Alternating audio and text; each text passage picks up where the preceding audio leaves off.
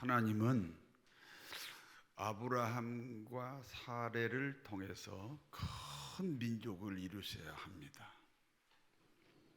하나님은 아브라함과 사라를 통해 큰 민족을 이루시기 위해서 먼저 아브라함 부부에게 꿈을 꾸게 하셨습니다.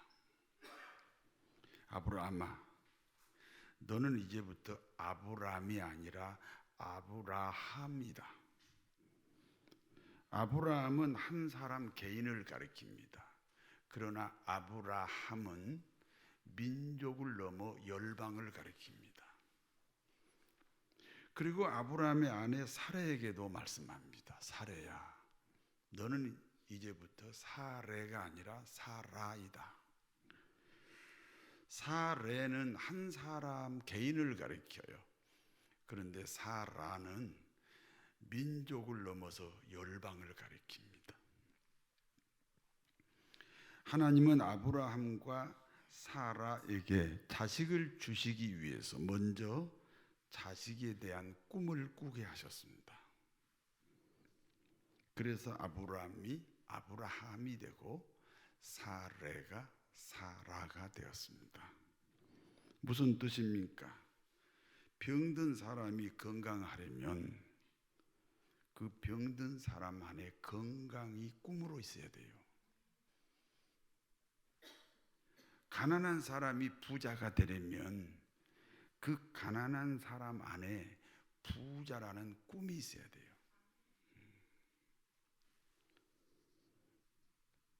하나님은 그 사람 안에 있는 것으로 축복해요. 그래서 하나님은 공평하신 거예요. 누구는 더 주고 누구는 덜 준 게 아니에요. 그 사람 안에 있는 것으로 주셔요. 그러므로 아브라함과 사라에게 자식을 주시기 위해서 먼저 이름부터 바꾸어 주셨어요. 그렇습니다. 하나님이 요셉에게 꿈을 주시고 17세에 꿈을 주시고 그리고 그 꿈을 이루는 방법으로 축복하셔요. 여러분 꿈이 있어야 돼요. 코로나 꿈 그런 거 꾸지 마시고. 어떤 사람은 코로나 굉장히 즐거워하는 사람이 있어요. 부정적인 사람이에요. 우리는 코로나 때도요 예배를 절대로 중단하지 않았어요.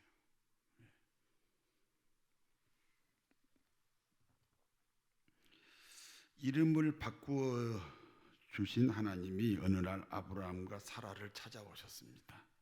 그리고 말씀합니다.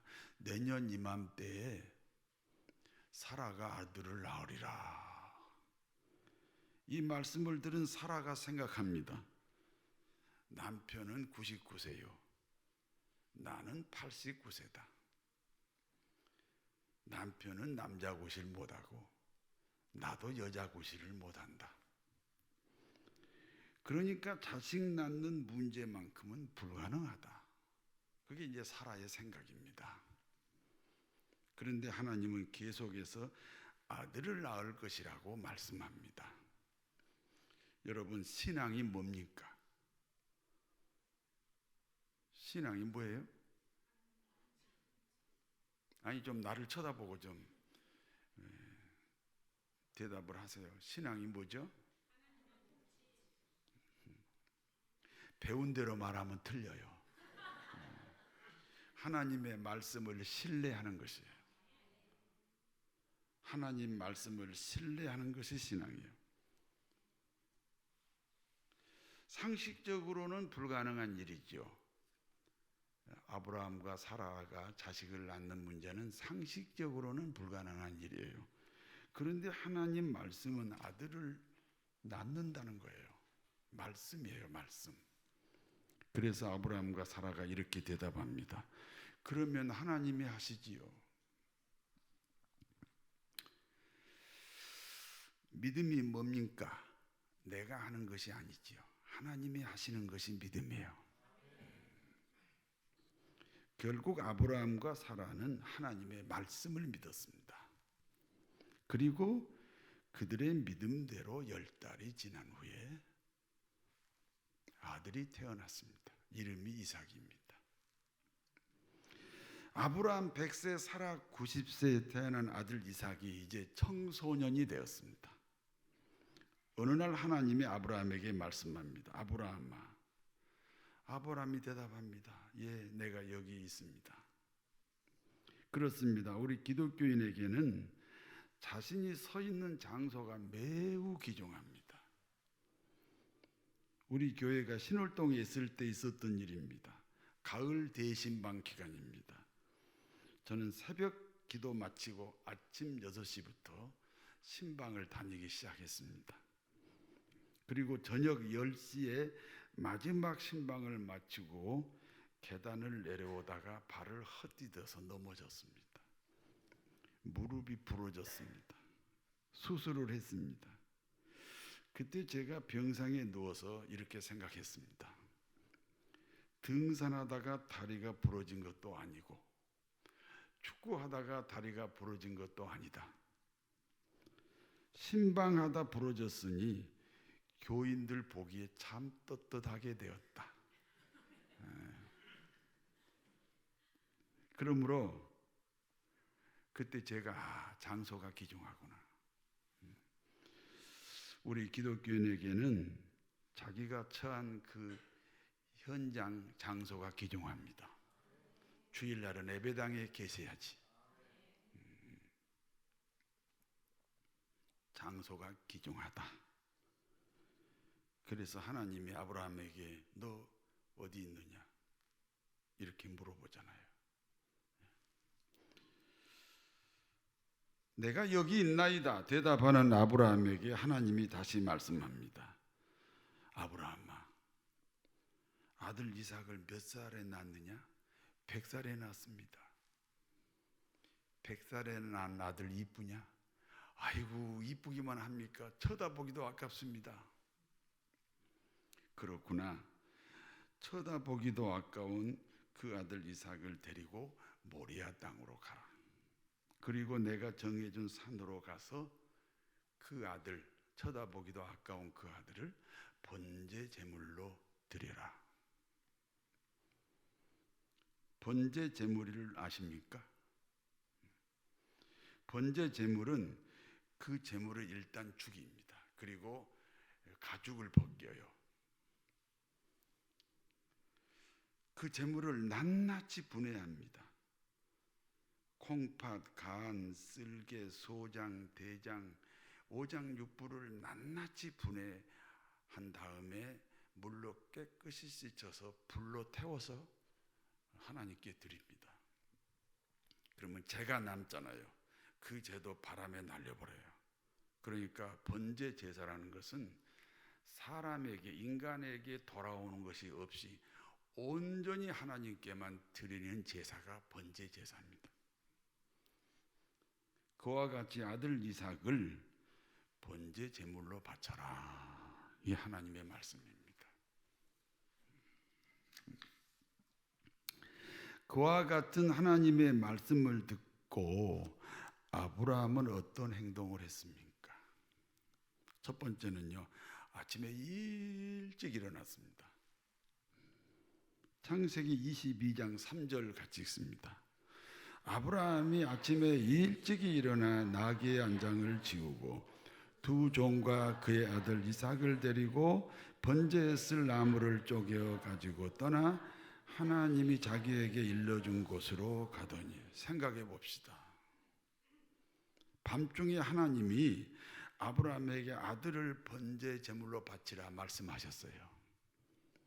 그와 같은 경우 아침 일찍 일어날 수 있어요?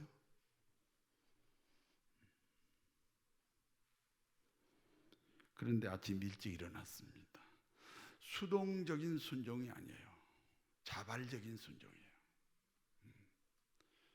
여러분의 신앙생활이 수동적이에요? 자동적이에요? 이 자발적인 순종이 중요해요. 두 번째입니다. 아들을 번제 제물로 드리기 위해서 철저하게 준비합니다. 나귀의 안장을 지웁니다. 2명의 종을 선발하여 동행합니다. 번제에 쓸 나무를 충분히 준비합니다. 우리 같으면 대충 준비해가지고 뭐가 빠졌네 그러고 돌아가자고 할 거예요. 그런데 철저하게 준비합니다. 자기 아내하고도 의논하지 않습니다. 아들 이삭은 아버지의 아들이기도 하지만 어머니의 아들이기도 합니다. 부부이므로 이 아들 지분이 각각 50%예요.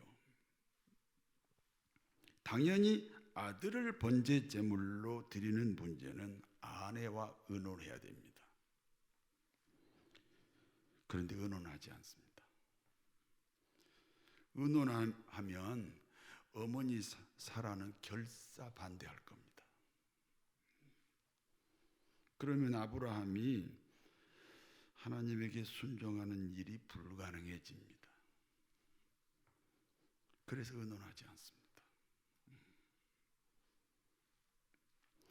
하나님께 순종하는 일에 걸림돌이 있다면 철저히 제거합니다. 주로 하나님께 순종하는데요, 가족이 걸림돌이 될 수가 있어요. 그런데 그 가족이라도 그 걸림돌을 철저히 제거했던 사람이 아브라함입니다. 세 번째는요, 3일길을 걸어갑니다. 창세기 22장 4절을 같이 읽습니다. 제3일에 아브라함이 눈을 들어 그곳을 멀리 바라본지라. 아브라함은요 3일 동안 아들 이삭을 바치기 위해서 지금 길을 걷고 있어요. 하나님은 3일 전에 아들을 바치라고 말씀하셨습니다. 그리고 3일 동안 침묵하십니다. 그러므로 아브라함에게 3일 길은요 불순종의 기회이기도 합니다. 내가 잘못 들었나 봐요. 환청을 들었나요? 얼마든지 의심하고 변명할 수도 있습니다. 침묵하시는 하나님 앞에 순종을 포기하고 돌아갈 수 있는 기간이 3일이에요. 그러나 불순종의 기회가 있는 3일길을 순종하면서 묵묵히 걸어갔다는 거예요.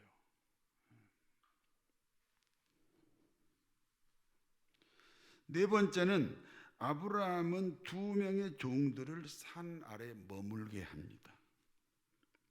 주인이 아들 이삭을 번제 제물로 바치는 광경을 종들이 보았다면 어떻게 하겠습니까? 세상에는 아들을 죽이는 아버지가 없습니다. 당연히 종들이 나서서 아브라함의 행동을 저지했겠지요. 그래서 2종은 산 아래 머물게 하고 아들 이삭만 데리고 산 꼭대기로 올라갑니다. 철저하게 장애물을 제거하는 아브라함이에요. 그때 아들 이삭이 아버지께 질문합니다. 아버지, 불도 있고 나무도 있습니다. 번제에 사용할 모든 것이 다 있습니다. 그런데 번제 제물이 없어요. 아버지는 아들 이삭이 번제 제물이라고 말할 수가 없습니다. 그래서 이렇게 말합니다. 아들아, 사랑하는 내 아들아, 하나님이 준비하시리라. 가슴이 아리고 쓰리고 아픕니다. 아버지의 눈물입니다. 드디어 모리아산 정상까지 왔습니다. 아브라함이 그곳에 돌단을 만듭니다. 돌단 위에 불쏘시개를 놓아요. 그 위에 아들 이삭을 결박하여 눕혔습니다. 그리고 칼을 높이 들어 아들 이삭을 찌르려고 하는 순간입니다. 다급히 하나님의 음성이 들려요. 스톱! 칼을 든 아브라함의 손이 내려오는 순간이에요. 그때 멈추었어요. 내려오다가 멈추었어요. 그때 하나님의 목소리가 들립니다. 창세기 22장 12절에서 13절 같이 읽습니다. 사자가 이르시되 그 아이에게 내 손을 대지 말라. 그에게 아무 일도 하지 말라. 내가 내 아들 독자까지도 내게 아끼지 아니하였으니 내가 이제야 내가 하나님을 경외하는 줄을 아노라. 아브라함이 눈을 들어 살펴본 적 한 순양이 뒤에 있는데 뿔이 수풀에 걸려 있는지라.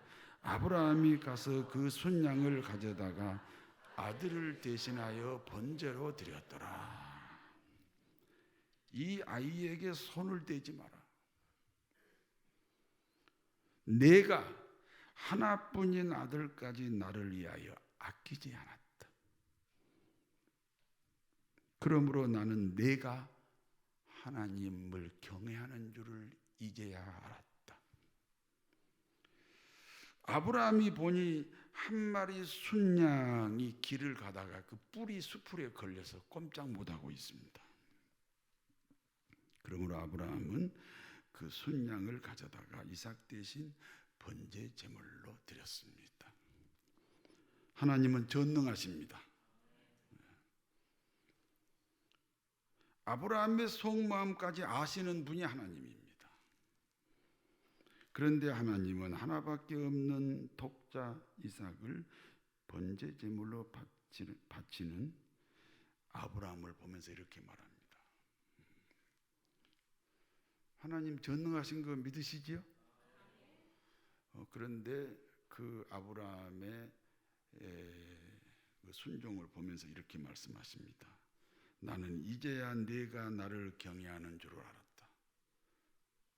아니 이제야 알아요? 전능하신 분인데. 하나님은 이제야 아시는 분이 아닙니다. 그런데 왜 이제야 알았다고 말씀합니까? 아브라함의 행동을 보고 하나님은 이제야 알았다 이렇게 말씀합니다. 우리 모두는 행함으로 자신의 마음을 하나님께 전달해야 됩니다. 부부 관계도 그렇고 인간 관계도 다 그렇습니다. 사람은 행동을 통해서 자신의 마음을 전달하는 거예요. 여기까지가 본문의 내용입니다. 이제 본문이 주는 교훈을 말씀드립니다. 첫 번째입니다. 우리 기독교는 사람을 제물로 삼는 종교가 절대 아니에요.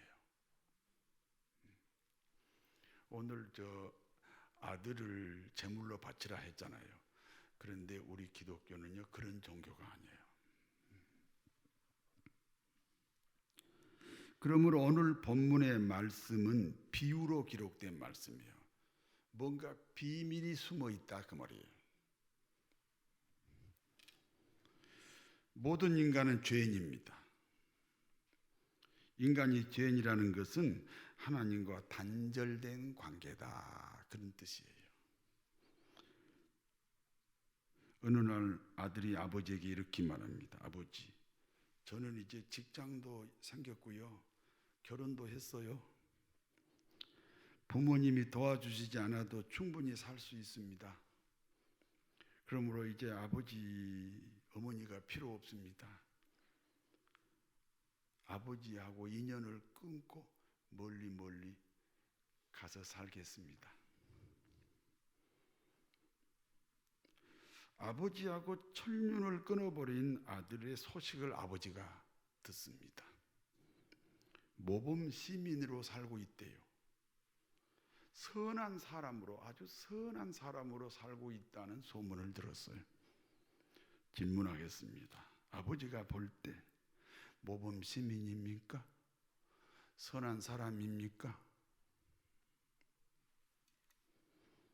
아닙니다. 아버지를 떠났다는 사실 때문에 아버지에게는 이 아들이 죄인입니다. 죄인이에요, 죄인. 그와 같이 인간이 하나님을 떠났어요. 하나님은 영원하십니다. 영원하신 하나님으로부터 인간이 떠났으니까 인간은 영원하지 않아요. 영원하지 않다는 다른 말은 끝이 있다 그런 말이에요. 끝이 있다는 또 다른 말은 죽음이 있다는 거죠.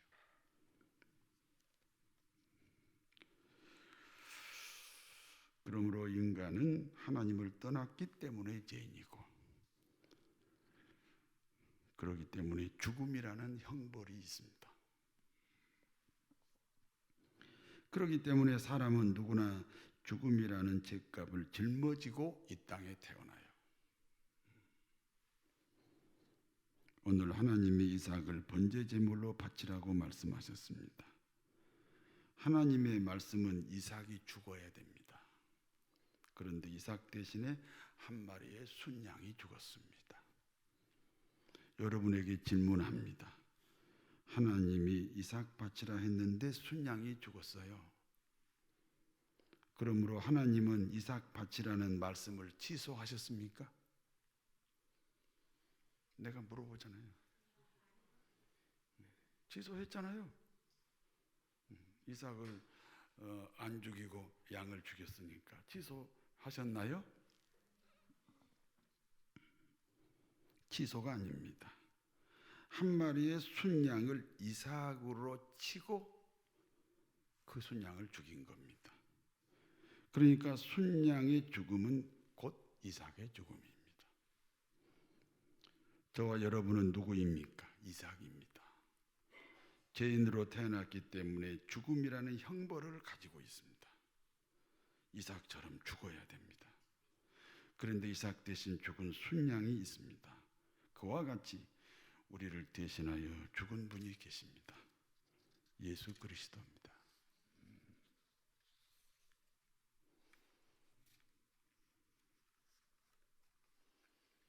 보통 사람들은요, 아브라함, 이삭을 바쳤잖아요. 그러니까 아브라함은 아들도 바치는데 성도 여러분 무엇을 바치겠습니까? 이렇게 되게 설득을 시킵니다. 그런데 그것은 잘못된 거예요. 사람을 제물로 바치는 종교가 기독교가 아니거든요.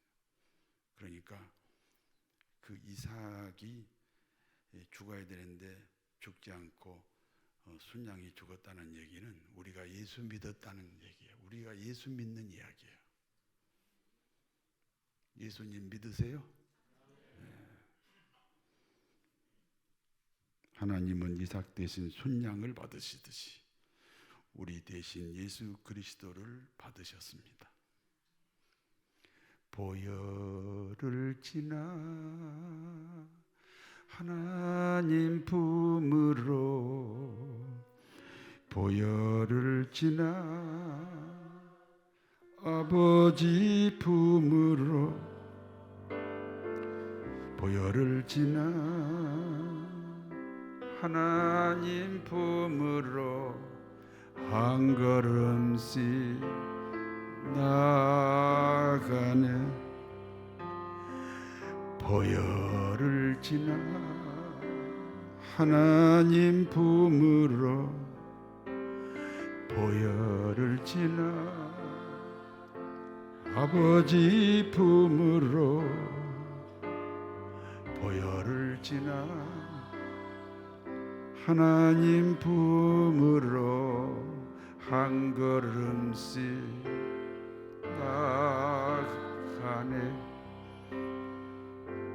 존귀한 주 보혈이 내 영을 새롭게 하시네. 존귀한 주 보혈이 내 영을 새롭게 하네. 두 번째입니다. 아브라함이 아들을 바칠 수 있었던 이유가 있습니다. 아브라함은 아들을 몇 살 때 낳았어요? 100살에 낳았습니다.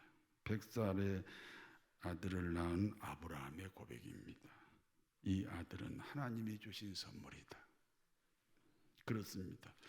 우리의 목숨도 하나님의 선물이에요. 우리의 건강도 하나님의 선물이에요. 우리의 재능도 하나님의 선물입니다. 우리의 모든 소유물이 하나님의 선물입니다. 우리가 누리는 시간도 하나님의 선물이에요. 우리가 지금 마시는 공기 역시 하나님의 선물이에요. 하나님이 어느 날 아브라함에게 아들을 바치라고 말씀했어요.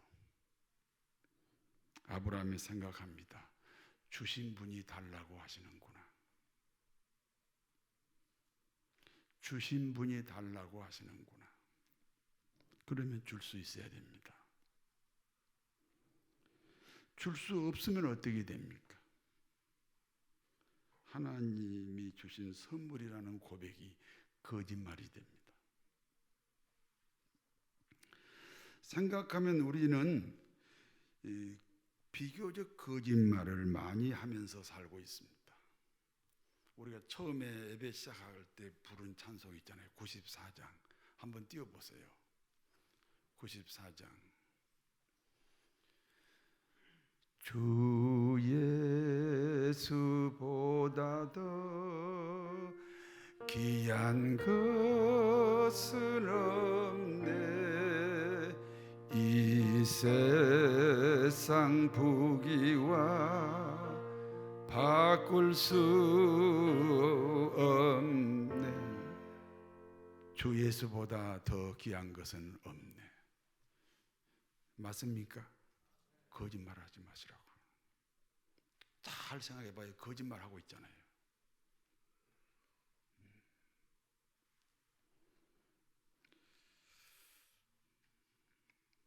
이제는 거짓말을 멈춰야 됩니다. 아브라함처럼 하나님이 주신 것이라는 고백을 할 수 있어야 됩니다. 그러면 하나님이 우리에게 무엇인가 요구하실 때 드릴 수 있어야 됩니다.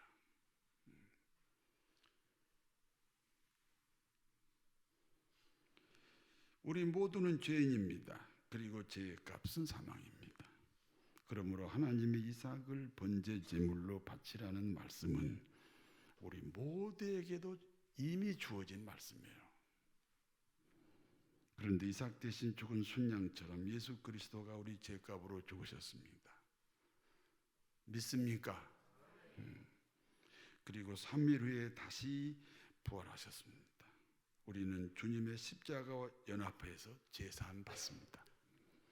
우리는 주님의 부활과 연합해서 새 생명을 얻었습니다.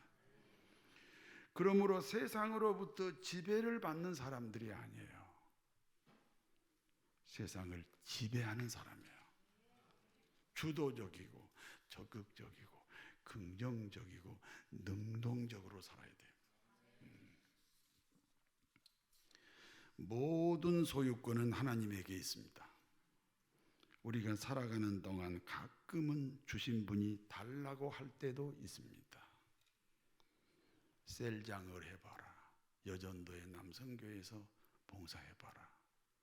집사로, 권사로, 안수집사로, 장로로, 목사로 우리에게 가끔은 주신 분이 달라고 할 때가 있습니다. 하나님은 더 많은 것으로 주고 싶기 때문에 가끔 달라고 할 때가 있어요. 그것은 더 많이 주고 싶어서 달라고 하는 거예요. 아브라함은 아들을 바쳤습니다. 그래서 아들이 죽었습니까? 아닙니다. 자자손손 축복을 받았습니다. 아브라함의 하나님이 나의 하나님이에요. 아브라함의 복으로 풍성하시기를 진심으로 축원합니다. 아멘. 전능하신 하나님, 이삭 대신 한 마리의 순양이 죽었습니다. 이삭 대신 죽은 순양으로 오신 예수 그리스도를 마음에 영접합니다.